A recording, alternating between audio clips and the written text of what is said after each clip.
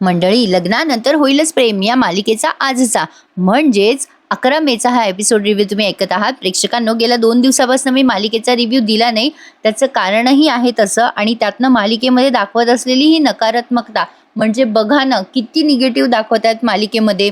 नंदिनी ॲक्सिडेंटमध्ये म्हणजे त्या विजयने तिचा ॲक्सिडेंट घडवून आणला परवा. नंदिनी पडली, काव्याच्या जागी नंदिनी पडली. खरं तर याचा अंदाज मला थोडासा आधीच लागला होता, पण तरी सुद्धा मला वाटलं की चला यातून काहीतरी पॉझिटिव्ह दाखवतील, पण नाही. त्यातूनही त्यांनी आणखीन एक निगेटिव्ह पॉईंट काढला. बघा, आता नंदिनी सगळी सुखरूप आली बरं का दवाखान्यात. एवढा मोठा ॲक्सिडेंट झाला तरी तिचं मूल वाचलं होतं. पण आता त्यांनी हा प्रसंग दाखवून नेमकं काय सिद्ध केलं तेच कळत नाहीये. नंदिनी तिथे तिच्या खोलीत एक बाळ येतं. ते बाळ औषध पिणार असतं, म्हणून नंदिनी त्याला ओरडून सुद्धा सांगू शकली असती की बाळा ते पिऊ नकोस. पण नंदिनी त्या मुलाच्या मागे धावते, ती बाटली खाली सांडते आणि ते औषध खाली फरशीवर सांडल्यामुळे नंदिनीचा पाय त्यावर पडतो आणि नंदिनी पडते. मग सगळेजण तिथे गोळा होतात. अरे बाई पोटावर पडली, पोटावर पडली म्हणून सगळे तिथे गोळा झाले. जीवा नेमका नंदिनीच्या डिस्चार्जचे पेपर साईन करायला गेलेला असतो. ती प्रोसिजर कंप्लीट करोस्तोवर हे सगळं काही हरिद्र घडलंय. नंदिनी आता पोटावर पडली आणि तिचं मिसकॅरेज झालंय. प्रेक्षकांनो, खरंच हे सगळं दाखवण्याची गरज होती का? मी तुम्हाला मनापासून फ्रँकली सांगू, मला का कोणास ठाऊक ही मालिका द्यायला उत्साहच शिल्लक राहिलेला नाहीये. बापरे, एवढी निगेटिव्हिटी म्हणजे खूपच विचित्र वाटते हे सगळं बघायला. त्यातनं बिचाऱ्या या कलाकारांचं कौतुकच की हे सगळे मालिका उचलून धरतायत. काव्या सुद्धा नाहीये, रम्या सुद्धा नाहीये. तुम्हाला माहितीच असेल प्रेक्षकांनो, काव्याचं लग्न झालं 8 मे 2026 रोजी. तिला आपल्या चॅनलतर्फे भावी आयुष्यासाठी खूप खूप शुभेच्छा. नंदिनीच्या बाबतीत असा घातपात झाला आणि इकडे मानिनी वाट बघत असते. पार्थ आणि या जीवाची अजून घरी आलेले नाहीयेत. मानिनीची तकतक सुरूच असते. तेवढ्यात मग पार्थ येतो. बरं, पार्थ हा काव्याला माहेरी सोडून आलाय बरं का प्रेक्षकांनो, कारण की काव्याचे कुठले फॅमिली डॉक्टर आले, तिची मावशी आली आहे. खरं तर काव्या ही तिच्या लग्नासाठी गेली आहे, त्यामुळे तिने ब्रेक घेतलाय. पण मालिकेत त्यांनी हे कारण सांगितलंय की काव्या माहेरी गेली आहे, तिला तेवढाच आराम मिळावा म्हणून. पार्थ आलाय तिथे आणि पार्थ आल्या विचारते मानिनी, काय रे बाबा, सोडलं का काव्याला घरी? त्यावर आता पार्थ म्हणतो, अगं आई सोडलं, पण सासूबाईंनी पाहुणचार केल्याशिवाय सोडलं नाही ना. मानिनी विचारते, मग काय काय खाल्लंस? मग आता सांगतो पार्थ की कचोरी खाल्ली, मटारची, ताव मारला मस्त सगळ्या पदार्थांवर. मानिनी म्हणते, वाह, मिथून भाऊजींनी नॉनव्हेज केलंय, मग याला काही भूक नसेल. मग त्यावर पार्थ म्हणतो, आई भूक का नसेल, मला भूक आहे बरं का. मग आता लगेच मानिनी म्हणते, खादाड बोका कोणीकडचा? मिथून काका म्हणतात, अहो नाही हो वहिनी, याला नॉनव्हेज प्रेमी म्हणतात. मग मिथून काका याची गंमत करतात पार्थची आणि म्हणतात, काय रे बाबा पार्थ, तुझ्या बायकोला माहेरी सोडून आला, वाईट वाटलं का चांगलं वाटतं रे? त्यावर पार्थ म्हणतो, खरं सांगू काका, अरे वाईटच वाटतंय रे. त्या गेल्यात तिथे पण मला आता आठवण येते रे त्यांची.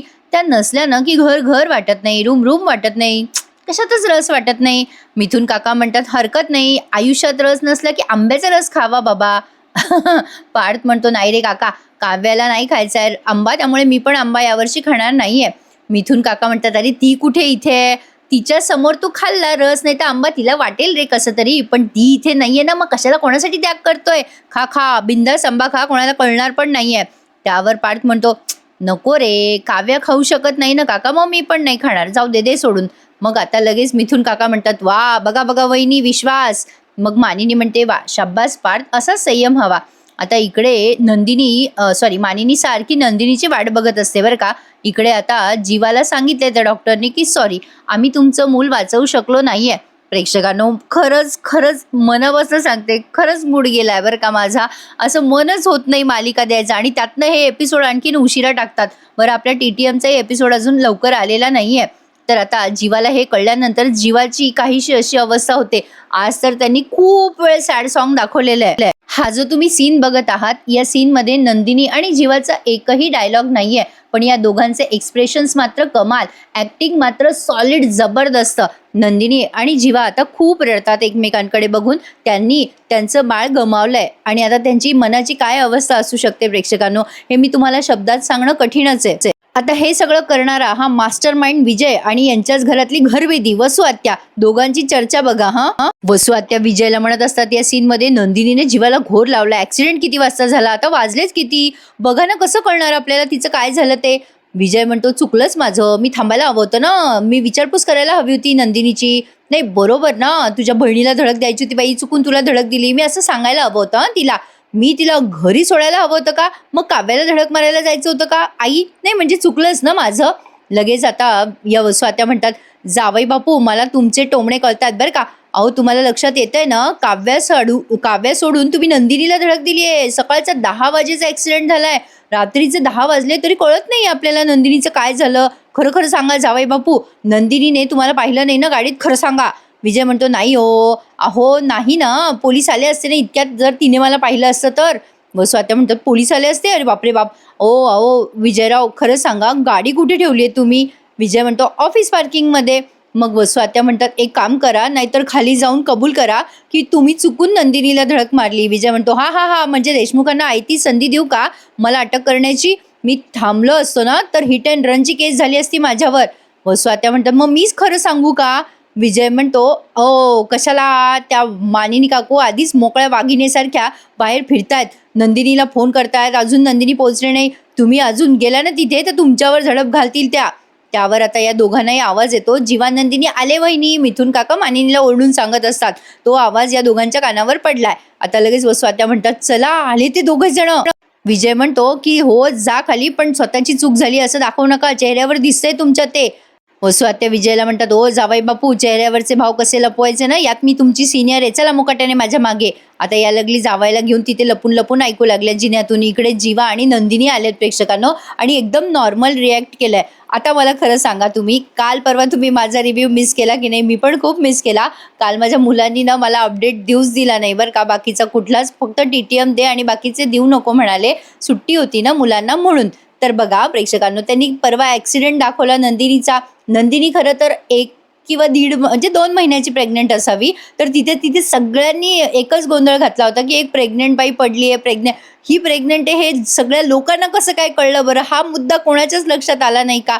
किती म्हणजे किती ओव्हर झालं ते. असो, आता इकडे नंदिनी आणि आलेत बरं का जीवा घरी, पण त्या दोघांनी अजूनही सांगितलं नाहीये घरच्यांना की नंदिनीच्या बाबतीत एवढा मोठा घातपात झालाय. दिवसभर ती दवाखान्यात ॲडमिट होती, पण तरी मानिनीच्या काळजीचं सगळं शून्य उपयोग आहे. असो, आता मानिनी आल्यावर नंदिनीला जवळ घेते आणि म्हणते, "बरं वाटतंय ना बेटा?" नंदिनीला त्रास होत असतो मिसकॅरेजमुळे, त्यामुळे ती अशी विव्हळते. मग आता विचारते मानिनी तिला, "का गं ए बाई, काय झालं तुला?" मग लगेच नंदिनी विषय टाळते आणि म्हणते, "काही नाही आई, ते जरा पाय मुरगळला वाळूमध्ये." मग लगेच जीवा म्हणतो, "अगं आई हो, थोडंसं." मग मानिनी विचारते नंदिनीला, "कुठे गेली होतीस?" मग हे दोघे खोटे कारण सांगतात. "आम्ही चौपाटीवर गेलो होतो, भेळ वगैरे खाल्ली, तर तिथे समुद्राच्या वाळूमध्ये थोडा हिचा पाय मुरगळला." मग मानिनी ओरडते जीवाला आणि म्हणते, "असं करायचं नसतं जीवा, असं न्यायचं नसतं कुठे बायकोला, आणि बाहेरचं असं तिला अब्रट-चब्रट खाऊ घालू नकोस." तेवढ्यात आता पार्थ सांगतो की, "काय नंदिनी, तुमची बहीण पण ना माहेरी जाईपर्यंत बडबड बडबड करत होती सारखी." पार्थ आता नंदिनीला पाणी आणून देतो बरं का, आणि आता पार्थ नंदिनीला काव्याची एक रेकॉर्डिंग ऐकवतो. त्यात काव्याने नंदिनीसाठी मेसेज ठेवलेला असतो, रेकॉर्डिंग मेसेज, की "ताई, ताई होती ना सोबत, त्यामुळे माझा सगळा मूड छान झाला. ताई असली ना की माझा मूड छानच असतो." आता नंदिनी काव्याचं ते बोलणं ऐकते आणि ठरवते की घरच्यांना मिसकॅरेजबद्दल सांगायचं नाहीये. नंदिनीला असं वाटतंय की आपल्या मिसकॅरेजबद्दल जर काव्याला कळलं तर तिचा मूड खराब होईल किंवा तिला काळजी वाटेल आणि तिची तब्येत बिघडेल. त्यामुळे नंदिनी जरा जास्तीच काव्याचा विचार करते. प्रेक्षकांनो, हरकत नाहीये, करायलाच हवा. काव्य प्रेग्नंट आहे, पण नंदिनीने स्वतःचाही विचार करायला हवा होता. प्रेक्षकांनो, तिने तिचा धागा काय काव्याला देऊन टाकला, हे ना कुठेतरी थोडं अनरिअलिस्टिक वाटलं मला. सॉरी, मी जरा निगेटिव्ह जास्ती बोलते आज, पण जे मनातलं वाटतं ना तेच मी फ्रँकली तुमच्यासमोर मांडत असते. छान वाटलं, मस्त वाटलं तर सांगायला पण उत्साह येतो ना प्रेक्षकांनो. तुम्हीच सांगा मला मनापासनं, तुम्हाला पण असं वाटत नाहीये का की मालिकेमध्ये खूपच जास्ती नकारात्मकता दाखवतायत? असो, आज मी जरा जास्तीच बडबड करतेय स्वतःची. तर आता नंदिनी ठरवते की काव्याला काही कळू द्यायचं नाहीये. मग आता मानिनी म्हणते, "ए पोरांनो, कुठे होतात एवढ्या वेळ पण?" आता वसुआत्या आणि विजयने यांचं सगळ्यांचं बोलणं ऐकलं बरं का. मगाशी मी सांगितल्याप्रमाणे जीवानंदिनी सांगतात की आम्ही चौपाटीवर गेलो होतो वगैरे. मग मानिनी त्यांना ओरडते.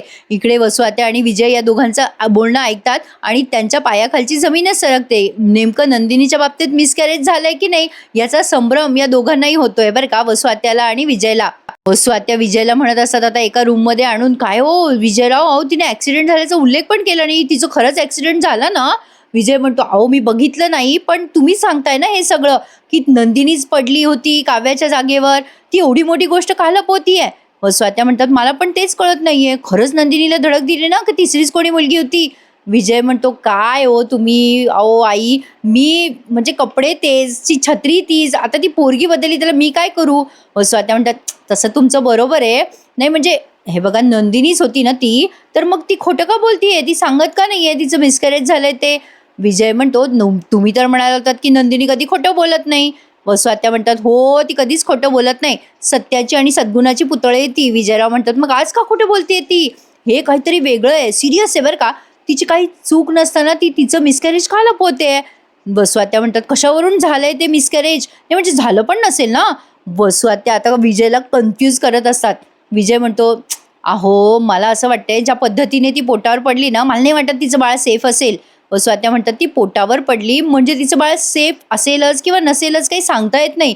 पण मला वाटतं नंदिनीला ना मुलगी होणार असेल. कारण पोटात मुली खूप त्रास सहन करतात आणि धरून राहतात हो. मला माहिती आहे सगळं जावई बापू." विजय म्हणतो, "झालं म्हणजे ही ग्रेटच न्यूज आहे त्यांच्यासाठी. काव्या पण वाचली, नंदिनी पण वाचली." स्वात्या म्हणतात, "नाहीतर काय, तेलही गेलं, तूपही गेलं, आपल्या हाती आलं दुपटणं." विजय म्हणतो, पण आपलं नाव कोणाला कळलं नाही ही मोठी गोष्ट आहे बरं का." स्वात्या म्हणतात, "नाही पण विजयराव तुम्ही पकडले गेला असता तर?" "नाही, नाही म्हणजे शंका बोलली हो मनातली मी. नाही म्हणजे मी खाली जाते आणि आता ती लोकं काय बोलते ना ते ऐकतेच मी, आलेच." असं म्हणून स्वात्या निघून जातात. पण विजय विचार करतो, खरंच ही पोटावर पडली आणि तरीसुद्धा हिचं मिसकॅरेज झालं नाही? इकडे आता यांची अजूनही चर्चा सुरूच आहे बरं का. पार्थ, मानिनी, नंदिनी, पार्थ, जीवा सगळेच बसलेले आहेत. आता लगेच पार्थ म्हणतो, "मला का नाही सुचलं? काव्याला मी पण घेऊन गेलो असतो ना चौपाटीवर." आता मानिनी त्याला चापट मारते पार्थला आणि म्हणते, "गप्प बस पार्थ. काय चाललं तुमच्या दोघांचं? तुम्हाला काही कळतं की नाही? जीवा, पार्थ गंमत वाटते का रे सगळी? असे कसे अचानक चौपाटीला गेलात?" आता आता प्रेक्षकांनो पार्थला नाही जीवाला मानिनीची काळजी कळते बरं का प्रेक्षकांनो. आता त्याला खूप पश्चाताप होतो. नंदिनी म्हणते, "सॉरी आई, मीच म्हणाले जीवाला मला चौपाटीला घेऊन जा. सांगा ना जीवा तुम्ही पण." जीवा म्हणतो, "अगं हो आई, अचानकच मॅडम मला म्हणाल्या की चल समुद्रावर जाऊया. मग आता काय मी म्हणालो तिला चल आता जाऊ." हे सगळं बोलताना जीवाला खूप त्रास होत असतो प्रेक्षकांनो आणि बोलताना तो खूप असा बिचकत असतो कारण त्याच्या मनात खूप दुःख साठलेलं आहे ना. चेहऱ्यावर आनंद तो आणणार तरी कुठून? प्रेक्षकांनो तुम्ही मला खूप मिस केलं ना 2 दिवस. मी पण खूप मिस केलं तुम्हाला. पण काय करणार कधी-कधी खरंच मजबुरी होते प्रेक्षकांनो. तुम्हाला वाटतं की मी लग्नानंतरच्या बाबतीतच असं का करते?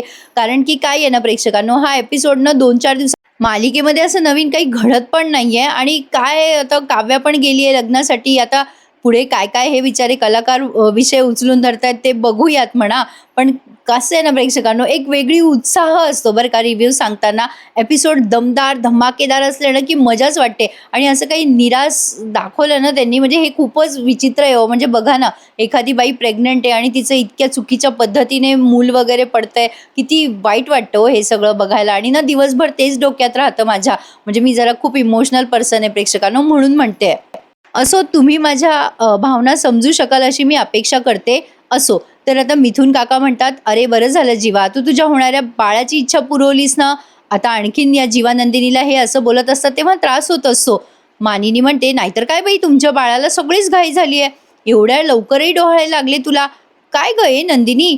लगेच आता पार्थ म्हणतो, "समुद्रावर जाण्याचे डोहाळे मात्र सॉलिड आहेत हां." आता या दोघांना कसं तरी होत असतं बरं का यांच्या गप्पा ऐकून. पार्थ आता विचारत असतो, "आदर्श बाबांनी काय-काय केलं बाबा? होणाऱ्या बाळाची हौस पूर्ण केली का? आणि काय रे, ए जीवा काय खाल्लं? पाणीपुरी, भेळपुरी काय खाल्लं?" मिथुन काका पण विचारत असतात, "काय केलं रे? घोडागाडीत फिरले का? काय-काय केलं?"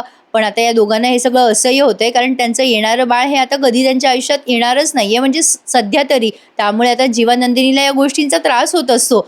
मानिनी म्हणत असते, "अरे बस, बस. नंदिनीचे चेहरे बघा." आता अचानक नंदिनीला चक्कर येते बरं का प्रेक्षकांनो. मानिनी घाबरते आता आणि म्हणते, "काय गं ए नंदिनी, काय त्रास होतोय तुला बेटा? अगं ए, काय होतंय?" नंदिनी म्हणते, "काही नाही आई, जरा दमल्यासारखं होतंय मला." मग मानिनी म्हणते, "जा बाई आराम कर बरं आणि जीवा असं तिला तिला नेत नको जाऊ आता बाहेर खायला. तिच्या बाबांनी काय सांगितलं लक्षात आहे ना तुला?"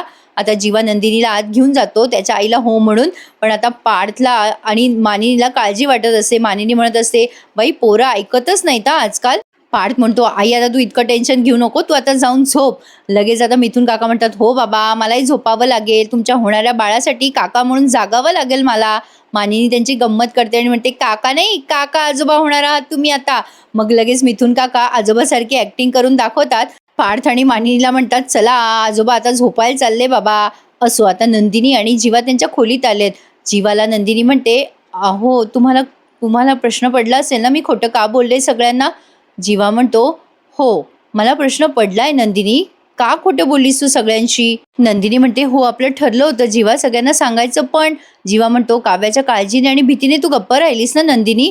नंदिनी म्हणते, "हो, अहो, बरोबर आहे, पण काव्याचं दरवेळी आयत्या वेळी काहीतरी होतं, कधी काही घडतं आणि मग नको, नको. मला ना तिचं स्वप्न अर्धवट ठेवायचं नाहीये. तिची प्रेग्नन्सी परीक्षा नीट पार पाडायला हवी आहे. कसंही झालं, काहीही झालं तरी मला गप्प बसावंच लागेल." जीवा म्हणतो, "ठीक आहे. आपण काव्याची प्रेग्नन्सीला 7 महिने बाकी आहेत. म्हणजे आता हे 5 महिने म्हणजे तू कसं काय लपवणार आहेस हे सगळ्यांपासून नंदिनी?" त्याला असं म्हणायचंय, की गरोदरपणी ऑब्व्हियसली बाहेर पोट दिसतं ना प्रेक्षकांनो. जर नंदिनीचं दिसलं नाही तर घरच्यांना तेव्हाच कळणार. 4थ्या-5व्या महिन्यानंतर जनरली ते कळतंच ना. म्हणून मी मगाशी म्हटलं, की ॲक्सिडेंट जेव्हा झाला ना, तेव्हा सगळे लोकं ओरडत होते, "गरोदर बाईचा ॲक्सिडेंट झाला, ॲक्सिडेंट झाला." तर ती जस्ट 2 महिन्याची गरोदर होती प्रेक्षकांनो. थोडीच कळतं प्रेग्नंट आहे कोणी का काय म्हणून. काहीही दाखवतात मालिकेत कधी-कधी. असो, आता नंदिनीला अचानक खूप रडायला येतं. तिला सुचत नाहीये काय करावं आता. जीवा तिला प्रश्न विचारतो, "बोल नंदिनी काय करायचं?" आणि अचानक त्याचं लक्ष पाळण्याकडे जातं आणि इथे तर त्यांनी जवळ-जवळ 15 मिनिटं सॅड सॉन्ग ऐकवलंय प्रेक्षकांनो. बाप रे बाप! आता जीवा ते सगळं पाळणा बघतो आणि आतापर्यंत नंदिनी आणि जीवानी एकमेकांना शेअर केलेल्या त्या सगळ्या भावना त्याला आठवतात आणि आता तो खूप रडायला लागतो आणि स्वतःच्या तोंडात मारून घेतो आणि म्हणत असतो, की "हे सगळं माझ्यामुळे झालंय. तुम्ही सगळे म्हणत होतात मला, की घरात अशा वस्तू आणू नको, पण मीच तुमचं ऐकलं नाही. या या सगळ्याला मीच कारणीभूत आहे." असं म्हणून तो रडायला लागतो. तेव्हा नंदिनी त्याला म्हणते, "जीवा, जीवा, जीवा रडू नका. बाहेर आवाज गेला ना तर अवघड होईल जीवा. प्लीज रडू नका." पण जीवाला मात्र त्याचा अश्रूचा हा बाण रोखता येत नाहीये. बापरे! प्रेक्षकांनो, हे असलं काही पाहिलं ना मला टेन्शनच येतं बाई. मला काही सुधरतच नाही दिवसभर. तर असो, इथे ना त्यांनी खूप वेळ सॅड सॉन्ग ऐकवलंय बरं का प्रेक्षकांनो. आता ना हे इथून पुढे काय करतील, आता मध्येच एक ट्विस्ट आणतील. म्हणजे आता जीवा आणि नंदिनीचं बाळ गेलंय हे घरच्यांना कधी कळेल, कधी कळेल? आता त्याच्यातच 1 आठवडा जाईल असं वाटते तर खरी. नंदिनी आता जीवाला म्हणत असते, की "स्वतःला दोष देऊ नका तुम्ही जीवा." पण जीवा मात्र ऐकायलाच तयार नाहीये. तो स्वतःलाच दोषी समजतोय आणि खूप खूप रडतोय. आता इथेच त्यांनी आजचा हा एपिसोड संपवला, कारण नंदिनीचं आणि जीवाचं अचानक लक्ष तिथे असलेल्या त्या घुंगराकडे जातात. या सगळ्या गोष्टी त्यांना त्रास देणारच. जे मोठे घरचे सांगत होते ते त्यांनी ऐकलं नाही. आता ते त्यांना पुढे भोगावं लागतंय. जीवा आणि नंदिनीचा म्हणजे या आक्रोशावरतीच त्यांनी आजचा हा एपिसोड संपवला. पुढच्या भागात आपण बघतोय मानिनी तिथे रूममध्ये येते तेव्हा नंदिनी सांगत असते जीवाला, "आईंना सुद्धा कळू देऊ नका हां जीवा." मग मानिनी विचारते, "काय सांगायचं नाहीये मला?" नंदिनी आणि जीवा घाबरतात. त्यांना असं वाटतं मानिनीला कळलं की काय? काय वाटतं तुम्हाला मंडळी, मानिनीला कळेल का? आता हेच प्रश्न पुढे उपस्थित राहणार आहेत. असो, तर तुम्हाला आजचा हा एपिसोड कसा वाटला आणि तुम्ही माझ्या भावनांशी सहमत आहात का? कमेंटमध्ये मला नक्की कळवा आणि प्लीज चॅनलला लाईक, शेअर आणि सबस्क्राईब करायला विसरू नका. बाई तुझा आशीर्वाद ही मालिका आज दिली आहे बरं का. नक्की एन्जॉय करा तो रिव्ह्यू. कसं असतं मंडळी, सुख के सब साथी, दुःख में न कोय ही म्हण आहे. तसंच आपल्या लग्नानंतरचं झालंय. सध्या बिचाऱ्यांचा ट्रॅक घसरलाय बरं का. त्यामुळे जरा सगळेच जण नाखुश आहेत मालिकेवर. असो, पण आता यातूनही काहीतरी पुढे चांगलं दाखवतील अशी आपण अपेक्षा करूयात. आणि इथेच आजचा हा रिव्ह्यू संपूयात. चला तर मग उद्या भेटूयात. तोपर्यंत काळजी घ्या स्वतःची. टीटीएम आला नाही अजून, आला की लगेच देईल. तोपर्यंत टेक केअर. धन्यवाद.